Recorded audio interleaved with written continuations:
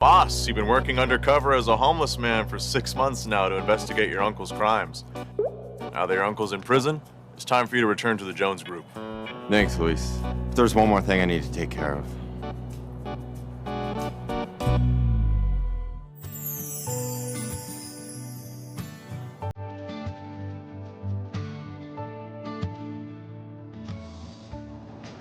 Hurry up, she's coming. Hey, Simon. Brought you your favorite cheeseburger. Thank you so much, Victoria. Honestly, you're the only one that's been nice to me the entire time I've been here. You've been bringing me food and supplies. I just appreciate it so much. I do have something I need to tell you, though. The rich man was about to confess his identity to the woman, but suddenly...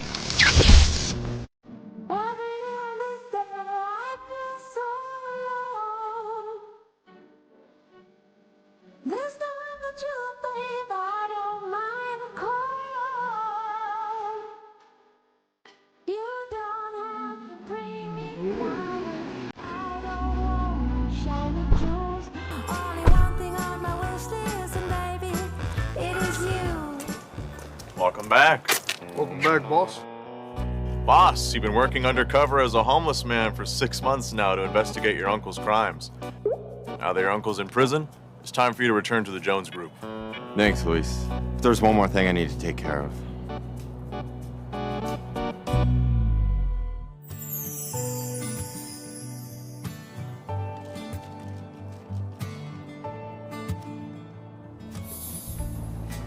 Hurry up, she's coming.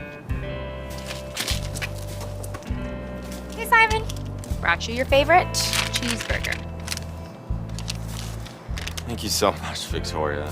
Honestly, you're the only one that's been nice to me the entire time I've been here. You've been bringing me food and supplies. I just appreciate it so much. I do have something I need to tell you, though. So, sorry, I'm getting a phone call. Hang on. Hey, Mom. How are you?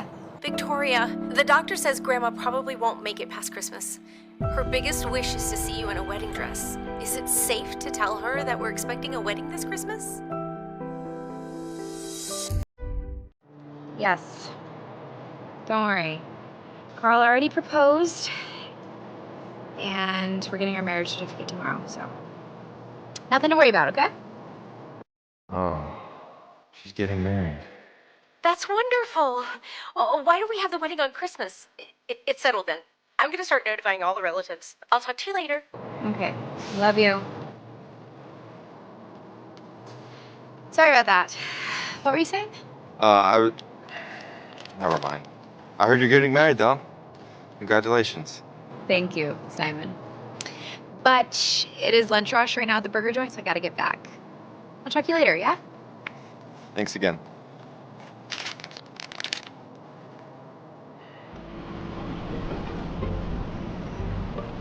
Happy holidays! Next order? All right. Can I get you any condiments or anything? Ketchup or anything with your order? Carl? Jesus Christ, Victoria! I thought you were off today. Hey, cousin. Long time no see.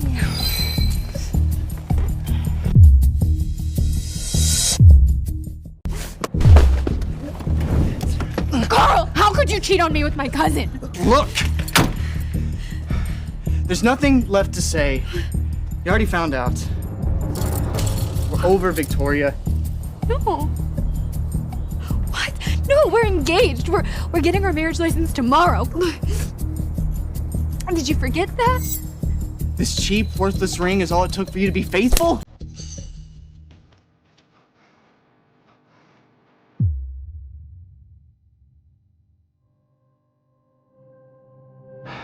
You're dumber than I thought. Stop clinging to me and let me go. We're done. No, Carl, we've been together for 3 years. Why would you do this to me? What did I do wrong? You mean you don't know? You're not good enough for me anymore, Victoria. 3 years in New York and you're still waiting tables? Always wearing the same old clothes with those same old cowboy boots. I'm not on your Texas ranch anymore. Exactly. Carl is now the manager at the top US branch of the Jones Group. He's the VIP after all. Only someone like me deserves to be with Carl. And as for you, cousin, you're just pathetic. Why don't you go back to Texas where you belong? Herding cattle. You are an asshole! Oh! Carl, did you see what she did? Go after her! Crazy bitch! Don't you lay hand on her.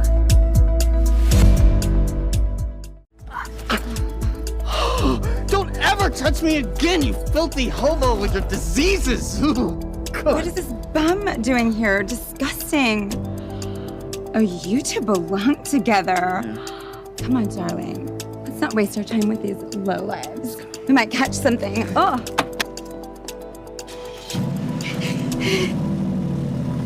Are you okay? You shouldn't be crying over that idiot. He's not worth it. You're right, he's not worth it. But my mom and my grandma have already planned our entire wedding and spent their entire life savings on it. I can't go back to them and tell them it's off. I can't do that. What do I do?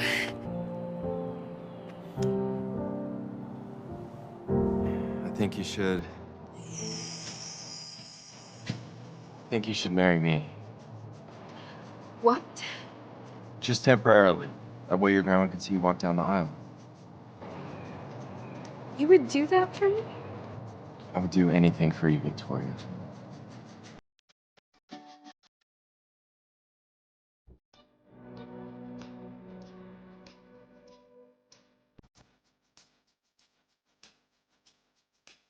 So we just have to do the official paperwork because my mom wants to frame the marriage certificate. But don't worry, we can get it annulled right after the wedding, and you can go back to your life.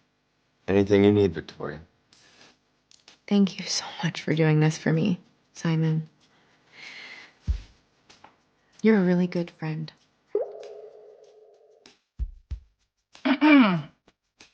So, Miss Victoria Barron, are you sure you want to marry this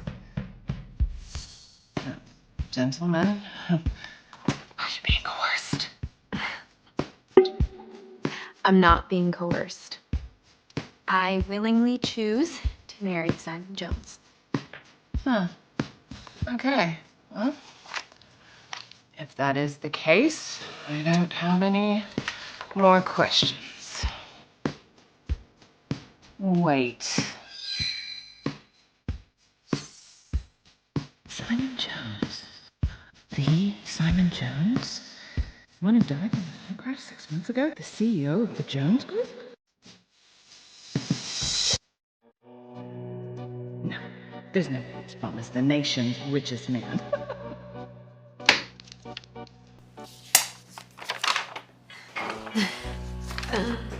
Thank you. So,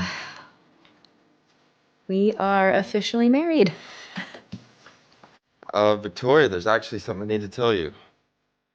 I'm not You don't have to explain, Simon. Seriously, I don't mind if you're down on your luck. The only thing I care about is kindness and honesty. Ooh, I cannot take any more lies right now. Well, let's go home. You look like you could really use a hot shower. Victoria's going through a tough time. I need to wait for the right moment to reveal that I'm actually a billionaire. Ready?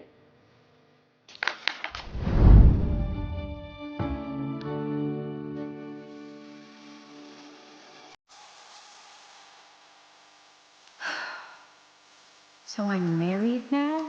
This feels so unreal. I hope I made the right choice. Victoria, do you have any body wash? Yeah, I actually just bought some. I'll bring it to you. Simon, I'm coming in.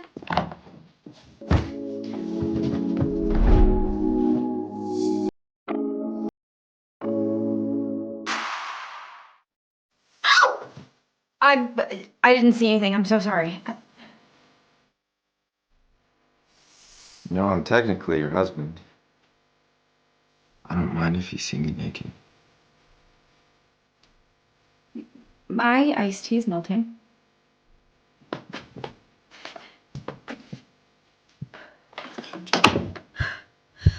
Oh, why is my heart beating so fast? Okay, just calm down, Victoria. It's not like you've never seen a naked man before. No, actually, I've never seen one like this. Mom, hey! Hey, baby girl. I've told everyone I know, and now the whole town knows about your engagement.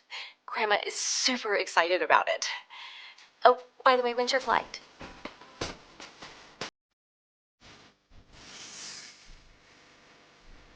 Oh, wow. Oh, my God. Victoria, can you hear me? This is the time for loving care. We get together. Oh my god, he's so hot. Is this really the same homeless guy I picked up off the street? Is that my son-in-law? Let me talk to him. Victoria, can you hear me? Yeah, hey Mom, sorry, well, we'll talk when we're back in Texas, okay? I'll see you soon. Was that your mom? Mm-hmm. I just made such a bad first impression. I don't have any clean clothes or anything, so... Oh, let me try to find you something. Here.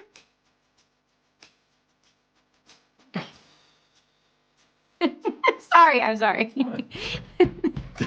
I actually think pink's my color, huh? I know, I threw all Carl's clothes away when he moved out. I don't have any men's clothes for me to wear. No, it's fine, honestly.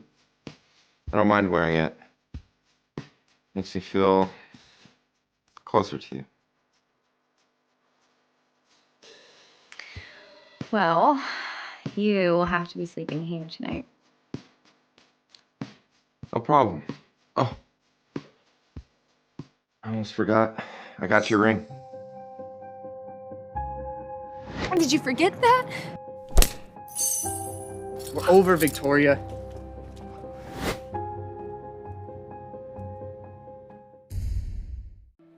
No, thank you. That just makes me think of Carl. He spent every chance he had taking every penny that I made, only to dump me when he finally got the promotion that he wanted. If it wasn't for him, I would actually have the money to help my mom pay for the wedding. I feel awful. What kind of daughter makes her mom cover all of the wedding expenses on her own? Victoria, I can... No, I'm sorry. I don't mean to dump on you right now. Let's not talk about sad things anymore. Yeah? You should get some rest. Good night. Good night.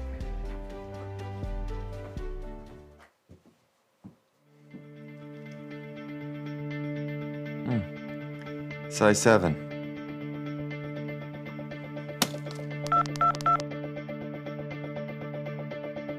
Boss? Luis. Yeah, I need you to head to Texas and start planning my wedding. What? When did you get married? Oh, and make sure you get a diamond ring, okay? Size 7. Thanks, I'll see you soon. Welcome aboard, Jones Airlines. Hi, we'd like to check in, please. Ah, going to Texas, I see. Sir, please place your bag on the scale. We're flying first class. You should be checking us in first. We were here first. Well, if it isn't Victoria. Hey, didn't I dump you? Let me guess. You're going home to spend Christmas alone. She's not alone. She's married now.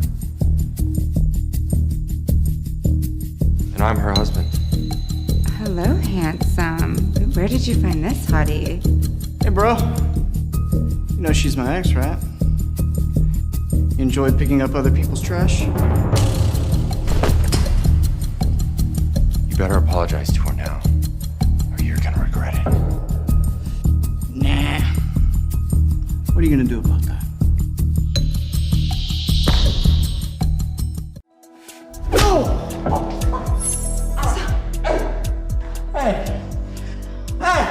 Hey, lady!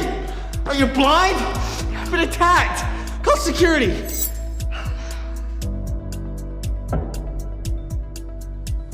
Him, he attacked me. Throw him out of the airport and ban him from ever using Jones Airlines. I'm a VIP customer. I demand you do as I say. Sir, you have been disrupting airport operations, so we need to kindly ask you to leave.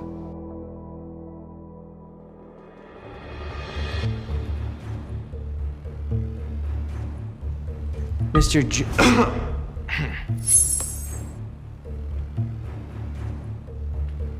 Sir, you've been disrupting airport operations, and we need you to leave. What? No, he attacked me. Throw him out. You got it all wrong. I'm sorry, are all of you blind? I saw the whole thing. He started everything. You blind bitch. That's not what happened. Are you with this gentleman? Yes, we're VIP members. Great. Escort both of them out. Oh, you can't do this. You can't do this. I'll sue you. I'll sue all of you. Well, it looks like 2 first-class seats just opened up. Why don't the 2 of you take them? First class. We really can't afford that, but thank you. Oh, no. It's on us. No worries. As compensation for what just happened. Really? Simon, did you hear that? We're gonna fly first class!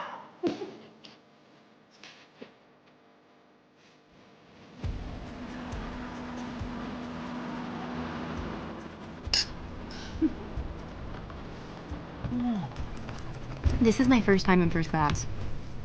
It's so exciting. Crazy bitch! Don't you lay hand on her. I think you should marry me. You know, I get the feeling that you are not just some ordinary guy. Victoria, I know that. Not just an ordinary guy at all. You're my lucky charm. Every time I'm with you, things just go smoothly in the right direction. Okay, this is why I hate flying. Hey. Just breathe, okay? Excuse me? Hey y'all, this is your flight captain. We've hit some unexpected turbulence, so please remain in your seats until we're through it.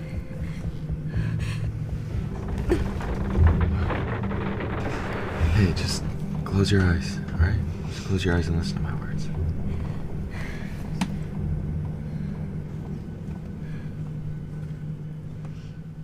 You know, I remember those nights that I was on the street. Thunderstorms, snow, even heat waves. There were so many nights where I wondered if I was even gonna make it through the night. But I always had hope that greater things were holding out for me. I didn't know exactly what or who I was holding out for, but that hope is what got me through those tough times. And then I met the most generous and fun person. She was the great thing that I thought could turn my life around. And that person's you, Victoria. Victoria?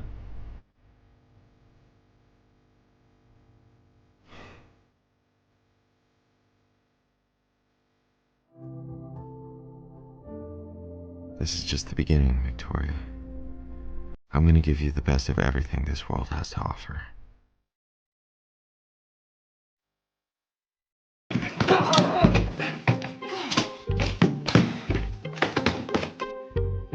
We've been banned from all the airlines. I can't book a single flight anywhere. Pearl, my mother, has a dinner planned for us. And if we don't make it, she will be furious. It's fine. We'll just drive. What? Let's be a real smooth 30 hours. I'm not driving 30 hours! Holidays!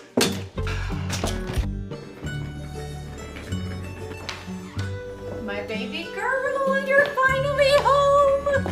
Oh, I missed you so much. Missed you. And this must be my son-in-law. Nice to meet you. It's a pleasure to meet you, ma'am. I'm Simon Jones. Simon. Welcome to the family.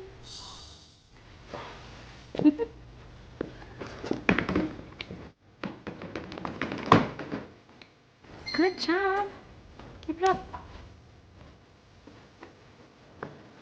Simon Jones, the CEO of the Jones Group, was reported missing after a car accident 6 months ago. Sources say he has been found and will soon return to the Jones Group once again.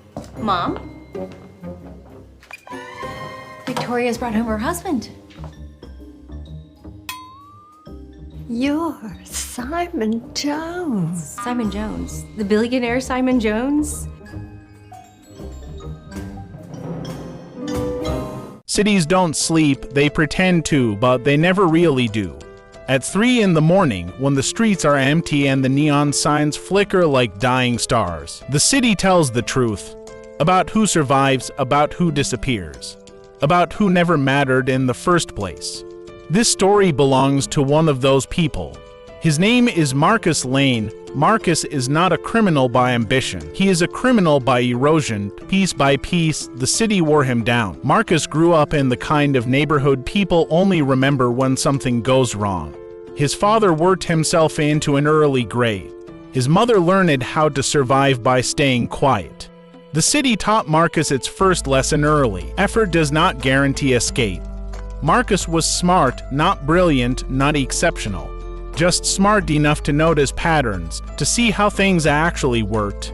He watched men who followed the rules struggle. He watched men who broke them thrive. By the time Marcus was 25, the decision had already been made for him. He started small, running packages, delivering envelopes, asking no questions. In the underground economy, silence is currency. Marcus was good at being silent. The city rewarded him with money that disappeared as quickly as it came: rent, medical bills, debts inherited from a family that never caught a break. Marcus told himself it was temporary. Everyone does. That's the lie that keeps the machine running. Years passed, Marcus became reliable. Reliable people are dangerous not because they're violent, but because systems depend on them. And systems don't protect their foundations, they consume them. Marcus worked for a man named Victor Raines. Victor didn't look like a crime boss, he looked like a consultant. Calm voice, clean hands, always polite. Victor controlled networks, not streets, information, not guns. And information is far more lethal. One night, Victor gave Marcus a job that felt different. No delivery, no exchange, just observation. Follow him, Victor said, sliding a photo across the table. Tell me where he goes, who he meets, that's all. The man in the photo was ordinary, mid-30s, office clothes. Forgettable face, Marcus followed him for 3 days. On the 4th day, the man noticed. That's when everything changed. The man confronted Marcus in a subway station, crowded, loud, impossible to disappear in. You shouldn't be here, the man said quietly. Marcus froze because the man wasn't afraid. He was resigned. The man's name was Ethan Cole. Ethan wasn't a criminal, he was an accountant. Or at least, that's what his records said. What Marcus uncovered slowly was something far worse. Ethan was laundering money not for gangs, but for institutions people trusted, corporations, charities, political foundations. Legal crime, the kind that destroys lives without ever pulling a trigger. Victor wanted Ethan gone, not dead, disappeared. Marcus understood what that meant. He was being asked to erase someone. Not physically, socially, reputationally, existentially. Marcus hesitated, and hesitation is expensive. Victor reminded him of something Marcus had forgotten. You don't choose when you're done, Victor said. The city does, Marcus did the job. Bank accounts frozen, false accusations planted. Careers destroyed overnight. Ethan lost everything in less than a week. Marcus watched it happen, and something broke inside him. Because Ethan didn't fight, he accepted it. Like someone who had always known the bill would come due. Weeks later, Marcus found out why. Ethan had tried to expose the system, he failed. Marcus wasn't eliminating a threat, he was burying a warning. Guilt doesn't arrive loudly, it settles in quietly. Marcus began seeing the city differently. Every building felt complicit, every advertisement felt like a lie. Every smile felt transactional. He wanted out, Victor laughed. There is no out, he said, only distance from the blast. Marcus tried to run anyway, that's when the city closed in. Friends stopped answering calls, accounts vanished. Doors that once opened easily stayed shut. The system Marcus helped sustain turned its attention to him in the end. Marcus made one final decision if he couldn't escape the city. He would expose it. Marcus leaked everything. Names, transactions, networks. He didn't become a hero. Heroes are protected. Marcus became a liability. The fallout was controlled, scandals redirected, sacrifices made.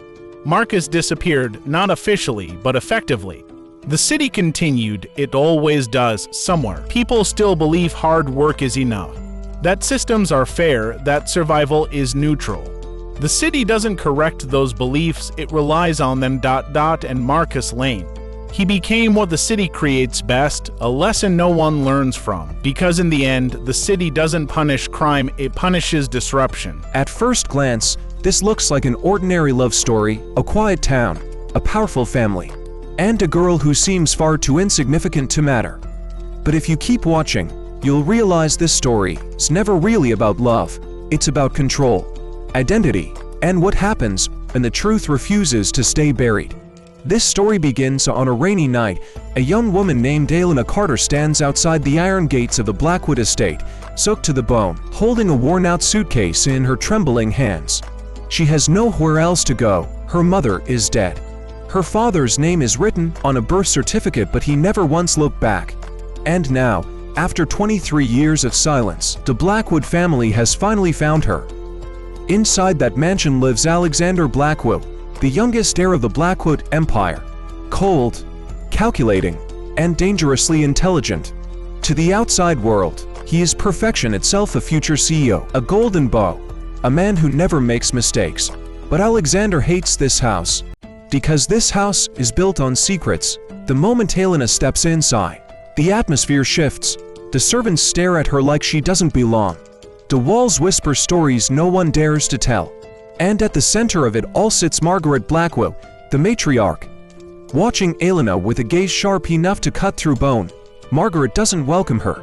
She studies her like a problem that should have been erased long ago. You see, Elena isn't just a long-lost daughter. She's evidence. Evidence of an affair. Evidence of betrayal. Evidence that the Blackwood family is not as perfect as they claim. And so, Margaret makes a decision. Elena can stay, but only under one condition. She will never reveal her true identity to the world. Elena is introduced as nothing more than a distant relative. A charity case, a girl taken in out of kindness. But kindness has never existed in this house. From the very first day, Elena becomes invisible. She eats after everyone else. She walks with her head down. She learns quickly which hallways to avoid, which words not to say, and which emotions to swallow. Except around Alexander. Alexander notices everything. He notices the way Elena flinches when voices are raised. The way she holds her breath when Margaret enters the room. The way she looks at family portraits like she's searching for herself among strangers. At first, Alexander keeps his distance, because getting close to Elena means getting close to the truth. And the truth is dangerous, but distance doesn't last. Late one night, Alexander finds Elena in the library, asleep at the desk, a stack of old documents scattered around her. She's been searching, digging, asking questions she shouldn't. That's when Alexander realizes something terrifying. Elena doesn't just want acceptance, she wants answers. And answers could destroy everything. As days turn into weeks, tension builds. Elena overhears conversations that weren't meant for her ears. She sees the cracks in the Blackwood Empire, shady deals, silent threats, alliances built on fear instead of loyalty. Meanwhile, Margaret grows increasingly hostile. Because Margaret knows something Elena doesn't. The Blackwood family didn't lose Elena by accident, she was erased on purpose. Years ago, when Elena's existence threatened the inheritance line, a decision was made. Money changed hands, records disappeared. A woman was paid to vanish with her child. But the child survived, and now she's back. The closer Elena gets to the truth, the more dangerous her position becomes. Servants are fired overnight, security tightens. Even Alexander is warned to stay away from her, but by then, it's already too late.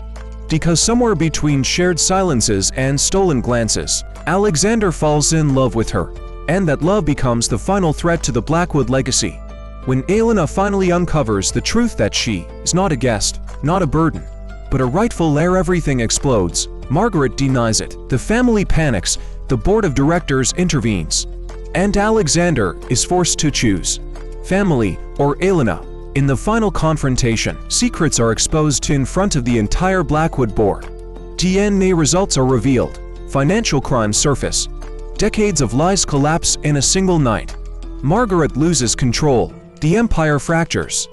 And the truth, once hidden, becomes impossible to erase, but victory doesn't come without a cost. Elena walks away from the Blackwood Manor not because she has to, but because she finally understands something powerful. Blood doesn't define family, power doesn't define worth, and sometimes, survival is the greatest revenge. As for Alexander, he leaves with her, not as an heir, not as a Blackwood, but as a man finally free. And that is the real ending of this story, not a fairy tale, not a perfect romance, but a reminder. No matter how deeply the truth is buried, it always finds a way back to the surface. The world did not end in fire. There were no explosions, no dramatic speeches, no final warning reported on the news. The world ended quietly. It ended with empty shelves, with unanswered phone calls, with doors that stopped opening. By the time people realized something was truly wrong, society had already collapsed. This story begins 6 months after that collapse. His name is Daniel Mercer. Before the fall, Daniel was ordinary in every way that mattered. He worked a desk job. He complained about traffic. He believed that tomorrow would always arrive as scheduled. Now, tomorrow is never guaranteed. Daniel lives alone in what used to be a suburban neighborhood. Houses stand like skeletons, intact on the outside, hollow within. Some were abandoned peacefully.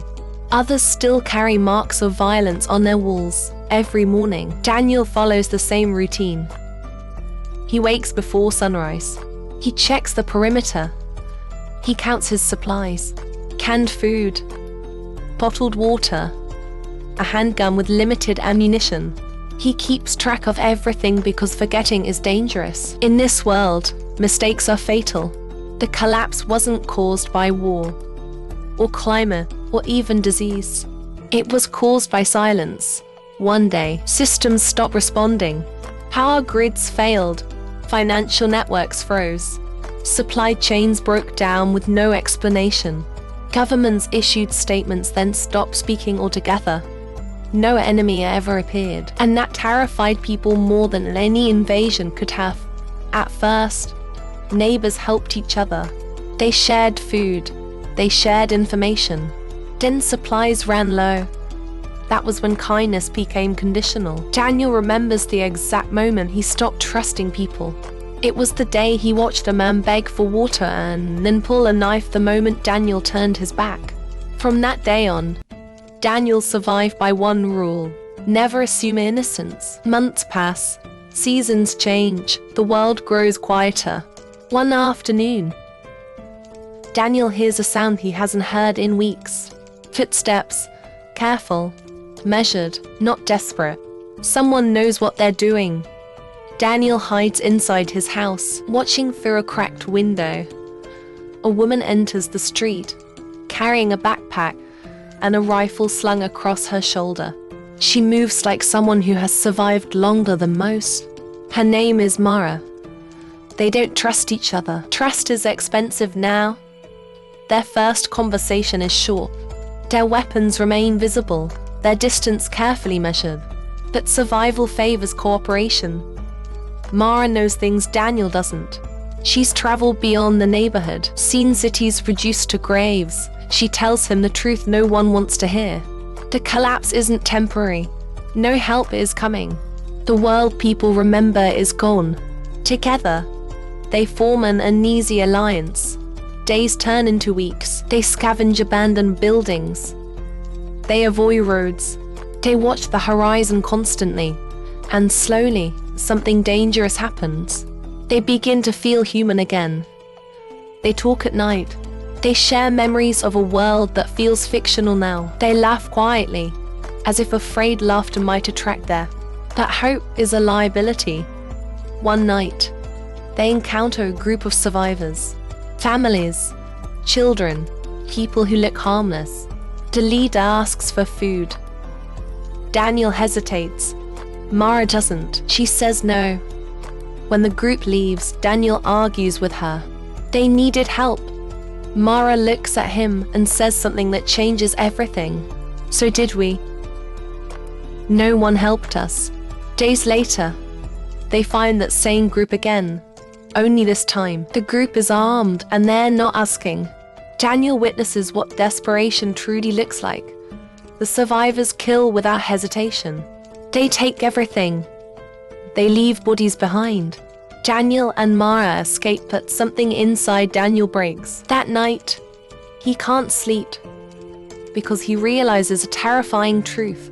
The apocalypse didn't turn people into monsters. It revealed who they already were. As resources disappear, morality follows. Daniel struggles with what survival requires. Mara accepts it.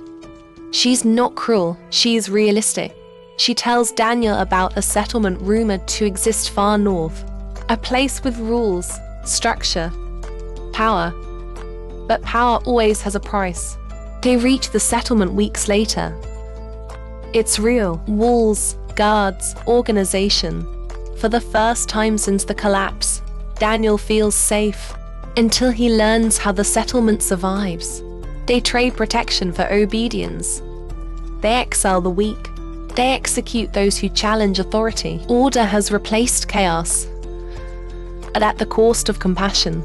Daniel is offered a choice: stay and become part of the system, or leave and return to uncertainty. Mara already knows her answer.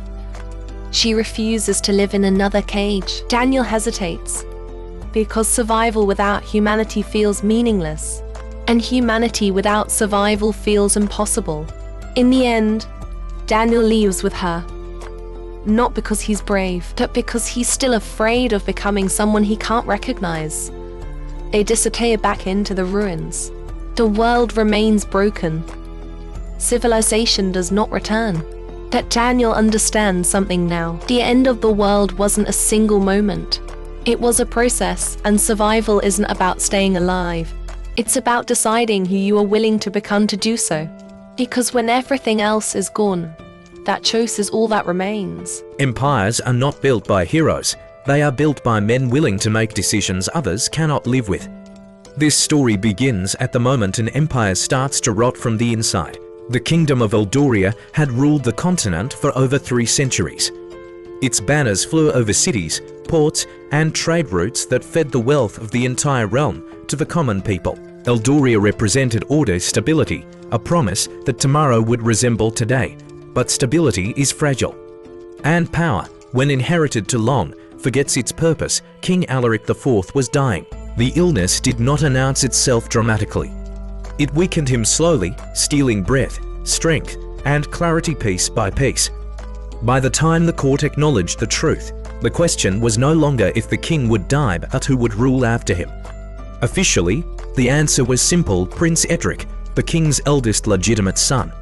Educated, polite, entirely unprepared, Edric had been raised in safety, shielded from bloodshed, taught diplomacy without consequence.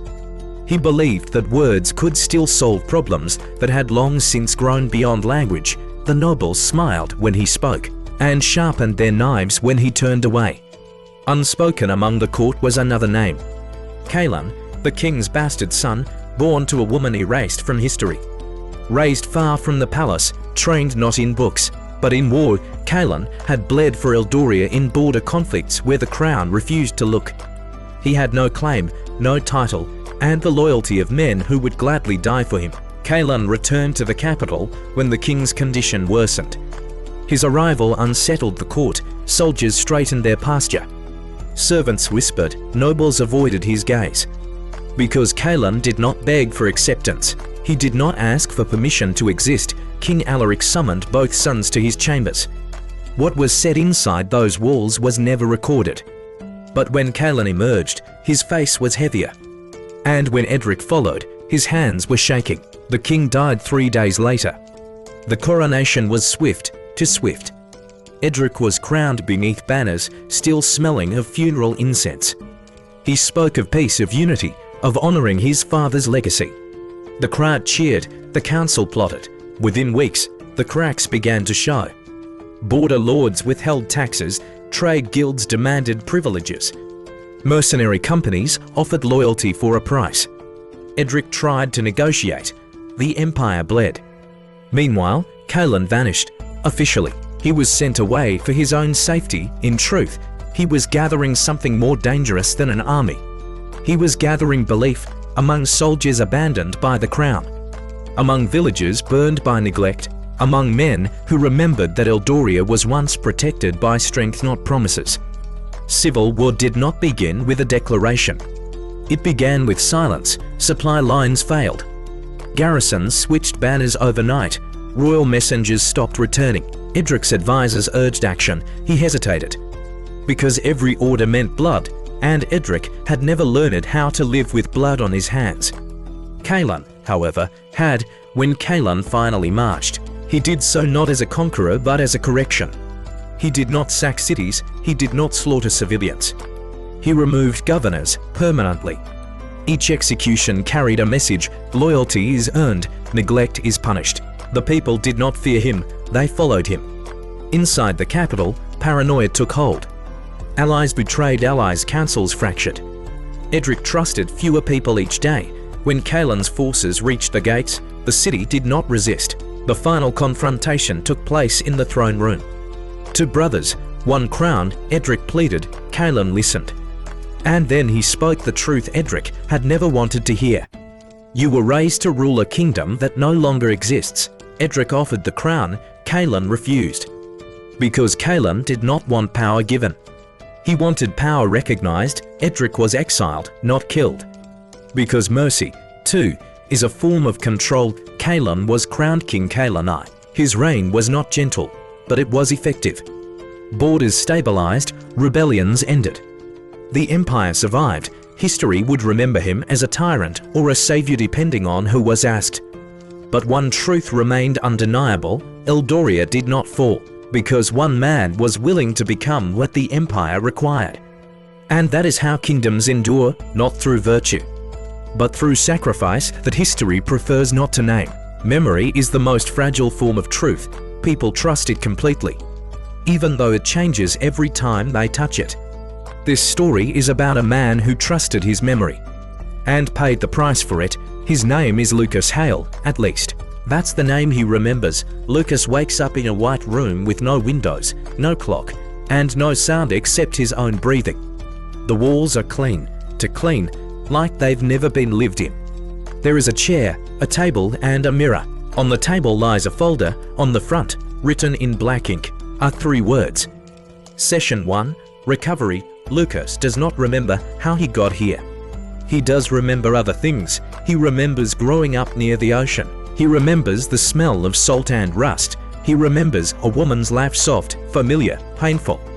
But when he tries to hold on to these memories, they slip, like dreams dissolving after waking. The mirror activates. A voice fills the room. Calm, professional, emotionless. Lucas Hale, the voice says. If you are hearing this, the procedure has begun. The voice explains that Lucas volunteered for an experimental treatment designed to repair severe psychological trauma. Memory fragmentation, dissociation, identity confusion. Lucas doesn't remember agreeing to anything, but the file says he did. According to the records, Lucas experienced a catastrophic event 6 months ago. Something so severe that his mind fractured to protect itself. The treatment is simple. They will help him remember session by session, memory by memory. At first, the memories seem harmless. A childhood bicycle, a high school classroom. A rainy afternoon spent waiting for someone who never arrived. Each session ends with exhaustion and a dull ache behind his eyes. Between sessions, Lucas notices something strange. Some memories feel planted. To clean, to complete. Real memories are messy, inconsistent, emotional. These are not. During session 4, Lucas asks a question. What happens if I don't want to remember? The voice pauses. That will not be necessary. That answer stays with him. As the sessions continue, the memories grow darker. A car accident, flashing lights, someone screaming his name. Lucas feels guilt but cannot identify why. In session 7, he sees blood on his hands. In session 8, he sees the woman again. Her name is Evelyn. She is smiling at first. Then she is crying. Then she is not moving. Lucas wakes from the session screaming. For the first time, the voice sounds uneasy. You are progressing faster than expected, it says. That night, or what he assumes is night, Lucas studies the mirror and notices something impossible. His reflection is delayed, only slightly, but enough. In session 10, Lucas lies. He says he remembers everything. The voice responds instantly, that is incorrect. And the room changes. The walls darken. The temperature drops. The voice stops pretending. Lucas Hale does not exist, it says. That is when the truth begins to surface. Lucas was not a patient, he was a construct, a personality assembled from fragmented memories belonging to multiple individuals. A psychological container designed to hold guilt, trauma, and responsibility that no single mind could bear. There was an incident, a classified incident, one that resulted in dozens of deaths. The people responsible could not live with what they had done. So they split the memory ... and buried it inside Lucas. Lucas was created to forget so others could sleep. Every session was not recovery. It was containment. Lucas reacts the only way a trapped mind can. He resists, memories collide, identities bleed into one another. Faces overlap, names lose meaning, the system destabilizes. The voice becomes desperate. If you continue, the construct will collapse. Lucas asks one final question. What happens if I collapse? Silence. Then the answer. Then the truth returns to those who created you. Lucas understands now he was never meant to survive. He was meant to carry the burden forever, so he makes a choice. In the final session, Lucas stops resisting. He embraces every memory, every scream, every order given. Every life lost, the room begins to fracture. The mirror shatters, and when the system fails, Lucas feels something new. Peace, not because the pain is gone, but because it no longer belongs to him alone. When the facility goes dark, alarms echo through empty halls elsewhere. People wake up screaming from dreams they don't understand. Memories return, guilt returns. Lucas Hale disappears, but the truth does not. Because memories, no matter how deeply buried, always find their way home. It begins on a rain-soaked highway. A lone woman in a torn evening gown, stumbling barefoot through the dark. No ID, no phone, no memory of who she is, but within the next hour, the world will learn her name, because this woman is none other than Evelyn Ardent, the missing heiress of $1 trillion empire, presumed dead for 10 long years. The story opens with a small-town sheriff answering a call about a confused stranger wandering near the county border. When he arrives, the woman only whispers one sentence, "Don't let him find me." She's trembling, terrified, staring into the trees as though someone or something is hunting her. At the hospital, doctors discover something even stranger. Evelyn shows signs of repeated injections, controlled sedation, and restraints that have been removed only hours ago. She wasn't wandering, she escaped. News outlets explode. Paparazzi swarm the hospital. The Ardent family, owners of the world's largest biotech conglomerate, immediately sends a private security convoy to retrieve her, but Evelyn refuses to leave. She says her family isn't trying to rescue her, they're trying to silence her. Piece by piece, she starts recalling fragments of the lost decade, a secret research facility, a genetic experiment gone wrong, and a man who called himself Director Hale. She remembers steel doors, sleepless nights, needles, and whispering voices behind glass walls. She remembers running.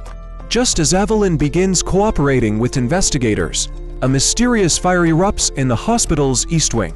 Security footage shows masked intruders cutting the power. Their target, Evelyn, with alarms blaring. The sheriff grabs her hand and escapes through a back stairwell. But they're too late. The Ardent family's private strike team has surrounded the building. Cornered, Evelyn suddenly remembers why she vanished in the first place. She wasn't kidnapped, she was the experiment. And the secret locked in her DNA is worth more than any life on Earth. In a maximum security prison buried deep in the desert, a single inmate sits in total silence. No visitors, no calls, no contact with the outside world, and yet, every week, he sends anonymous letters predicting violent crimes before they happen. Every detail, every name, every timestamp always correct. His name is Dr. Adrian Wolf, once the world's most brilliant behavioral scientist, now serving a life sentence for the murder of his own research team. The authorities call him a monster, the media calls him a prophet. But today, for the first time in 13 years, the prison warden unlocks his cell door because the latest letter predicts something far worse, the downfall of the entire country. According to his message, within 72 hours a catastrophic event will strike the capital, orchestrated by a clandestine group known as the Phantom Circuit. Wolf claims he knows their methods because he was one of the founders before he was betrayed and locked away. Reluctantly, the government brings him to an underground briefing room. Surrounded by agents, Wolf calmly explains that the Phantom Circuit has infiltrated every layer of society. Politicians, CEOs, military analysts, even the justice system that put him away. Their goal is simple: collapse the nation from within and rebuild it under their own secret charter. But here's the twist. Wolf says he didn't predict the attacks, he designed them. Years ago, his research focused on mapping collective human behavior, identifying how crowds, governments, and entire populations react to fear. The Phantom Circuit stole his work and weaponized it. Now he is the only one who knows how to stop the chain reaction he created. The agents interrogate him, demanding names, locations, proof. Wolf only smiles. "Let me out," he says, "and I'll catch the monster you're chasing. Because I built him." But before they can decide whether to trust him, all the lights in the facility go out. Emergency lock slide shot. A distorted voice echoes through the speakers. Adrian Wolf is not to be released. Terminate the asset immediately. The government realizes something horrifying. The Phantom Circuit knew their every move. Someone in the room is a traitor, and Wolf may be the only one who can tell them who it is. On the night of her wedding, under the glow of fireworks and champagne, the bride suddenly vanished, not kidnapped, not murdered. She walked out of her own celebration and left behind a blood-stained wedding dress. Her name was Leila Harrington, the youngest daughter of a distinguished diplomatic family. Her marriage was supposed to unite two powerful alliances and end years of political tension. But minutes before the ceremony, Leila received an anonymous message containing 3 words that change everything: he killed them. The message came with a photo, grainy, dark, showing her fiancé standing over 2 bodies. Leila didn't understand it at first, until she recognized something in the picture. The necklace belonging to her missing childhood friend, Iris. While guests laughed and danced, Leila went to confront her fiancé in his private suite. What happened next remains a mystery. Security cameras caught silence, no screams, no struggle. Just Leila walking out alone, carrying her shoes, trembling as if she had seen the devil himself. She was last spotted leaving through the garden gate. Hours later, her wedding dress torn and soaked in blood was found at the edge of a river. But there was no body, no footprints, no signs of drowning.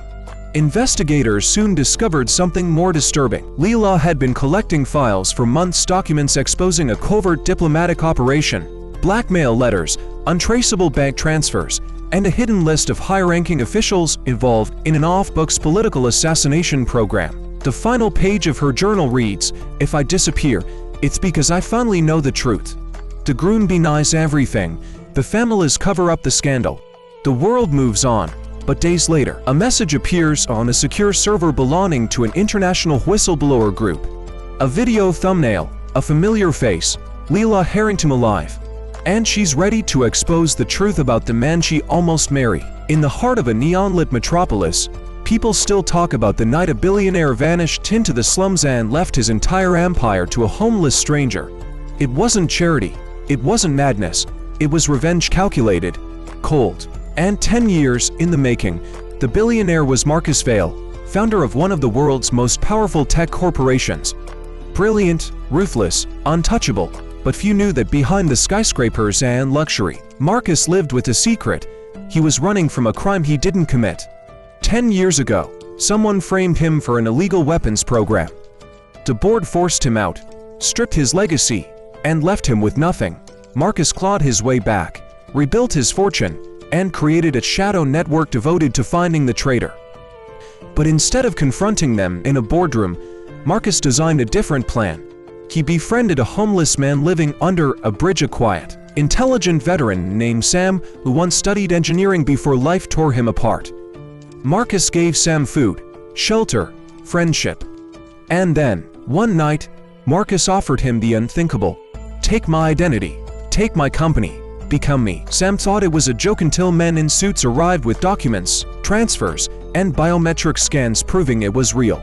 Overnight, the Better became the new owner of Vale Technologies. Overnight, Marcus Vale no longer existed because Marcus had discovered something.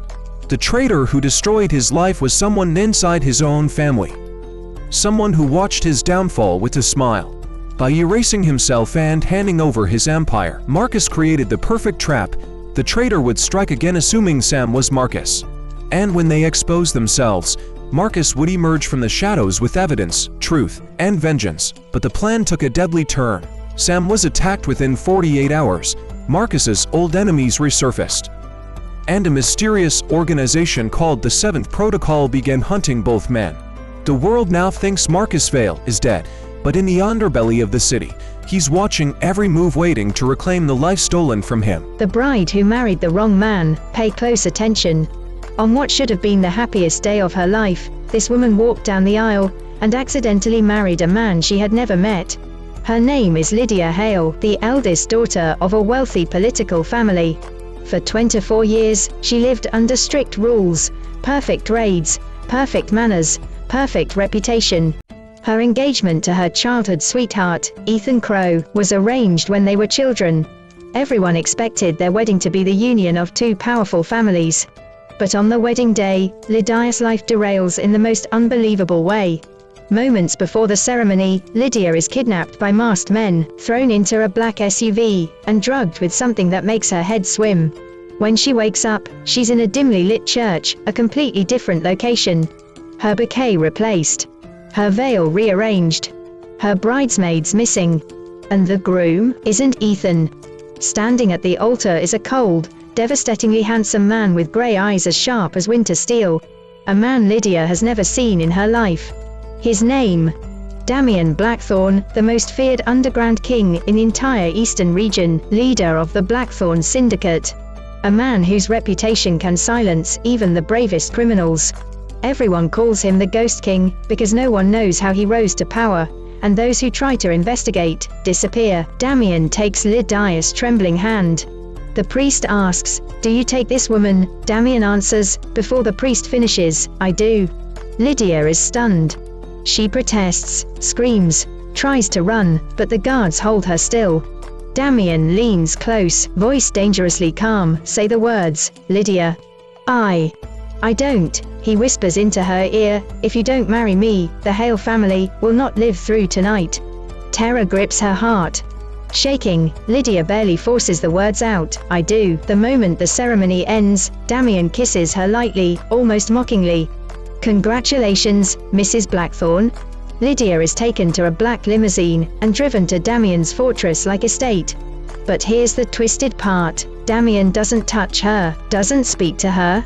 He simply tells her, "You will stay here. You will obey my rules. And you will never leave." But Lydia refuses to be a prisoner. She starts investigating. Listening to guards whisper at night, sneaking into forbidden rooms, reading documents she was never meant to see. And what she discovers changes everything. Because Lydia realizes something horrifying. Damian didn't marry the wrong bride. He married the right one. Lydia was the daughter of a secret bloodline, a lineage connected to an ancient fortune, a political prophecy, and a deadly secret her parents hid for decades. Damian needs Lydia alive, because she is the key to unlocking a legacy that hundreds of powerful families have killed for. But Lydia learns something more shocking. Her childhood fiancé, Ethan, the man she thought loved her, was actually part of the conspiracy to sacrifice her. He knew she was destined to die at 24. He pretended to love her only to keep her compliant. Damian didn't kidnap her. He saved her. But salvation comes with a price. Lydia now belongs to the most dangerous man alive. And Damian has no intention of letting her go, not after he discovers something even he didn't expect. He is falling in love with her. And when the Ghost King falls in love, entire empires burn. Super long English drama narration pound 2, the woman who found a baby on her doorstep and realized it was hers. This story begins on a quiet winter morning. Snow blankets the street. The world seems peaceful. Until a single cry breaks the silence. A woman named Claire Rivers, a hard-working emergency nurse, opens her apartment door and finds a baby basket sitting in the hallway. Inside it, a newborn girl, wrapped in a blanket embroidered with Claire's own initials. At first, Claire thinks it must be a mistake. A prank. Some kind of tragic abandonment, but then she sees the note. A single line written in trembling handwriting, "Please protect our daughter." They cannot know she survived. Claire freezes. The handwriting looks disturbingly familiar. Because it looks like her own. Impossible, insane. But the more Claire examines it, the more certain she becomes, she wrote this note. Or someone who knew her handwriting perfectly. But Claire has never been pregnant. Never given birth. Never even been in a long-term relationship, so how could this baby be hers? As Claire holds the baby, a wave of foreign memories hits her, images she doesn't recognize, faces she's never seen, hospital rooms she's never entered. Every night, the memories grow stronger, a surgery she didn't remember. A man she never met. A hospital bed, where she was unconscious. Claire begins digging into her past, and uncovers a horrifying truth. 3 years ago, she was involved in a major accident. She was unconscious for 2 days. Doctors claim she suffered only mild injuries. But that wasn't true. During those missing 2 days, Claire was used as a surrogate test subject for a fertility experiment led by a secret organization, seeking to create genetically perfect children. Claire was selected for her medical resilience.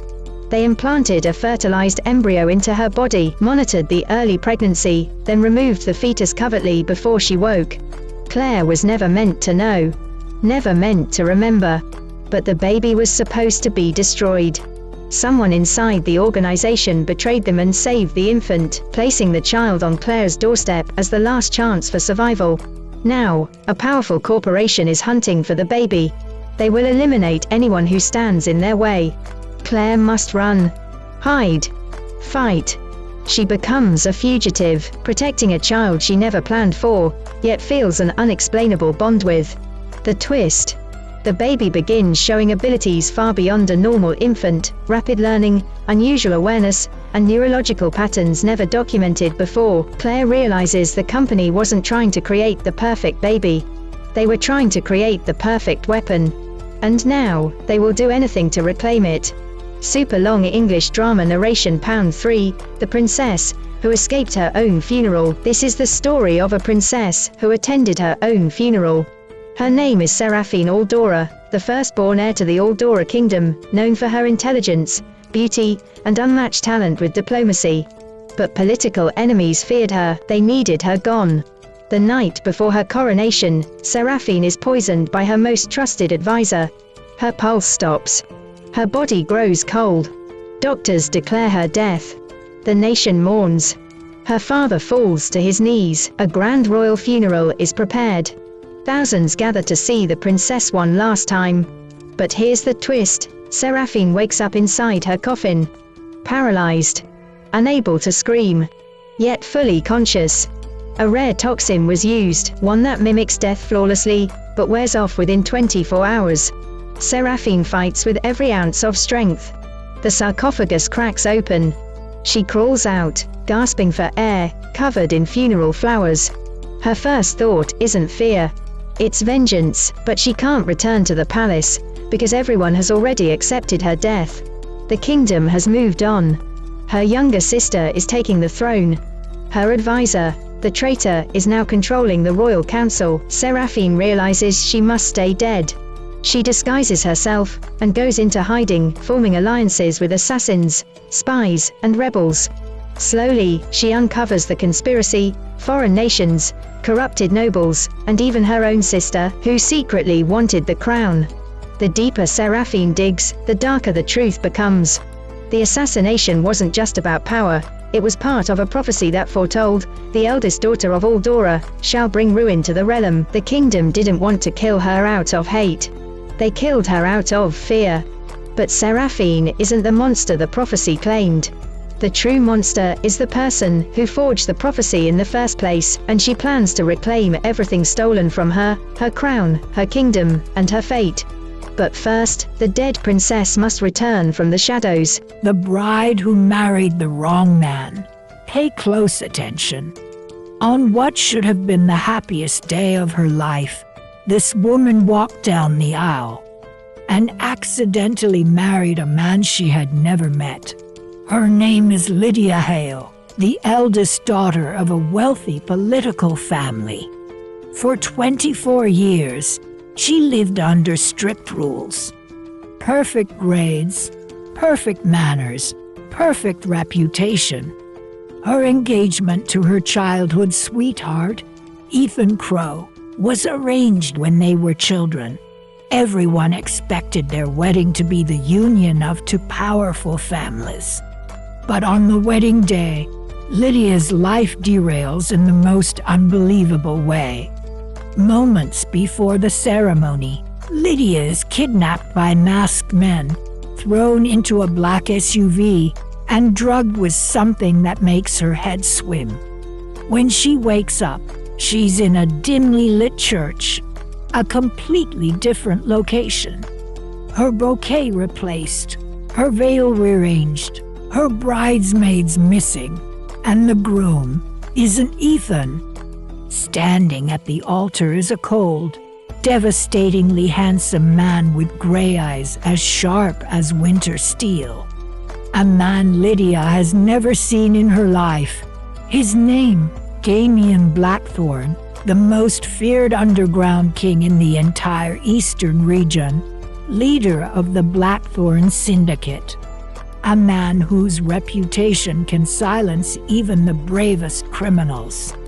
Everyone calls him the Ghost King because no one knows how he rose to power, and those who try to investigate disappear.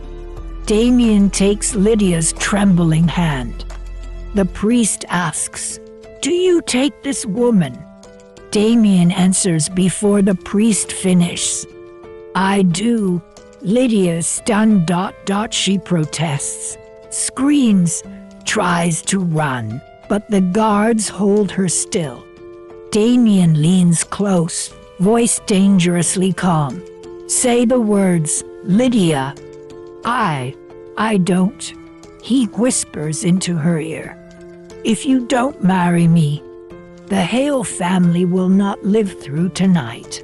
Terror grips her heart. Shaking, Lydia barely forces the words out. "I do." The moment the ceremony ends, Damien kisses her lightly, almost mockingly.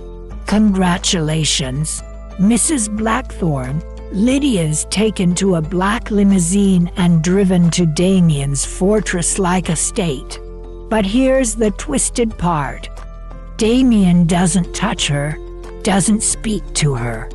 He simply tells her, "You will stay here, you will obey my rules, and you will never leave." But Lydia refuses to be a prisoner. She starts investigating, listening to guards whisper at night, sneaking into forbidden rooms, reading documents she was never meant to see, and what she discovers changes everything, because Lydia realizes something horrifying. Damien didn't marry the wrong bride. He married the right one. Lydia was the daughter of a secret bloodline, a lineage connected to an ancient fortune, a political prophecy, and a deadly secret her parents hid for decades. Damien needs Lydia alive, because she is the key to unlocking a legacy that hundreds of powerful families have killed for. But Lydia learns something more shocking. Her childhood fiancé, Ethan, the man she thought loved her, was actually part of the conspiracy to sacrifice her. He knew she was destined to die at 24.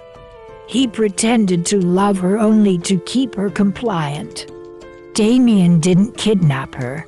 He saved her, but salvation comes with a price. Lydia now belongs to the most dangerous man alive, and Damien has no intention of letting her go. Not after he discovers something even he didn't expect.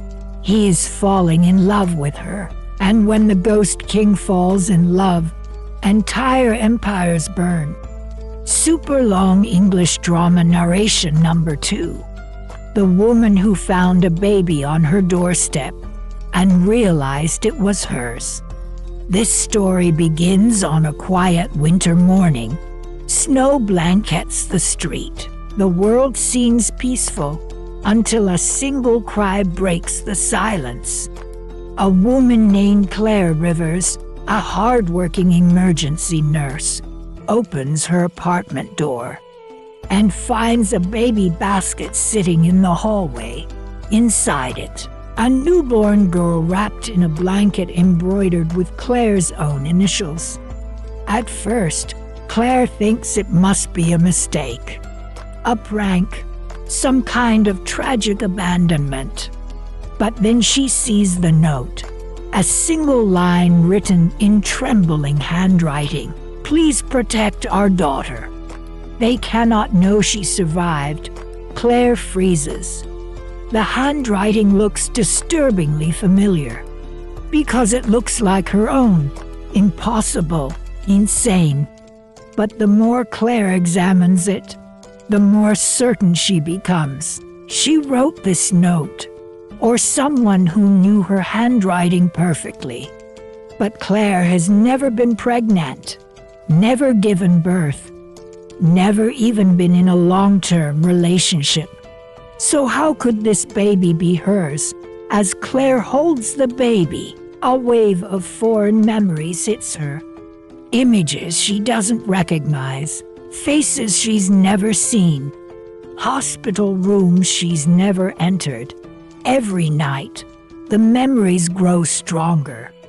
A surgery she didn't remember, a man she never met, a hospital bed where she was unconscious.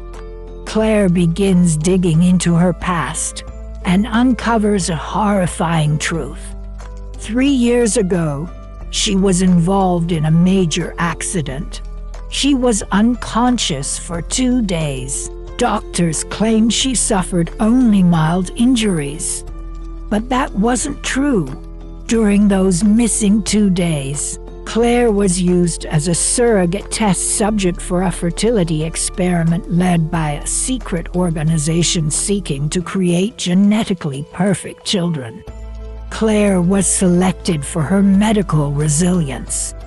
They implanted a fertilized embryo into her body, monitored the early pregnancy, then removed the fetus covertly before she woke.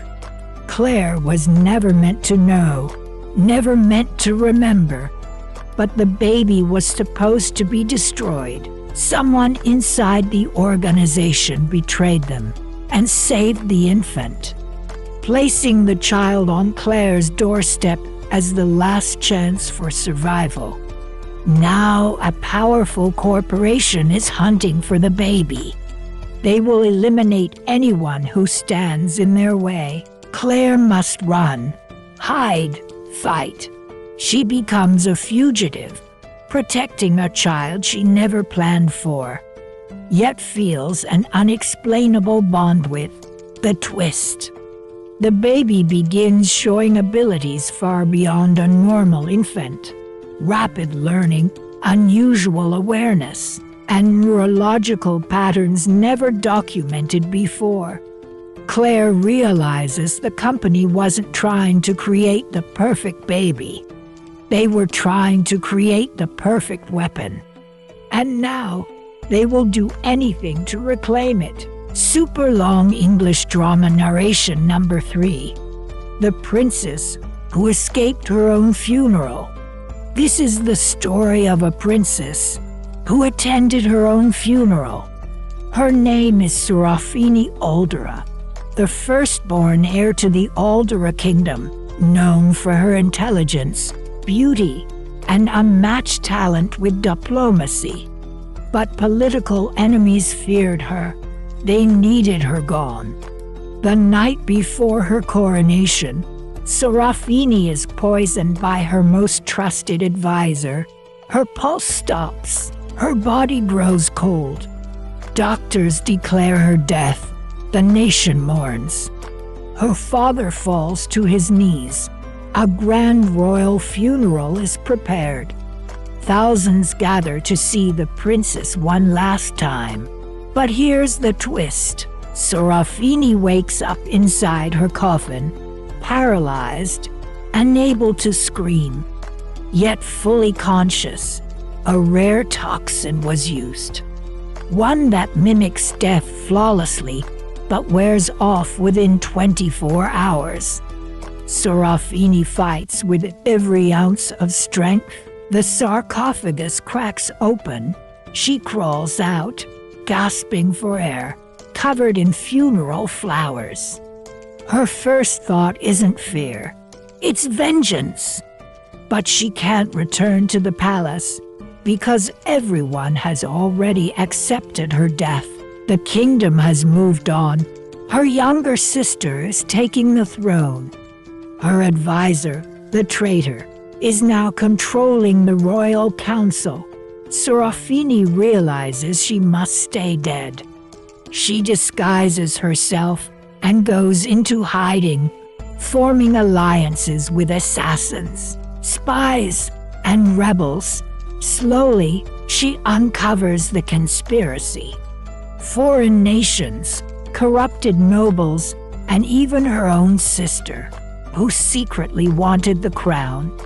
The deeper Serafini digs, the darker the truth becomes. The assassination wasn't just about power. It was part of a prophecy that foretold the eldest daughter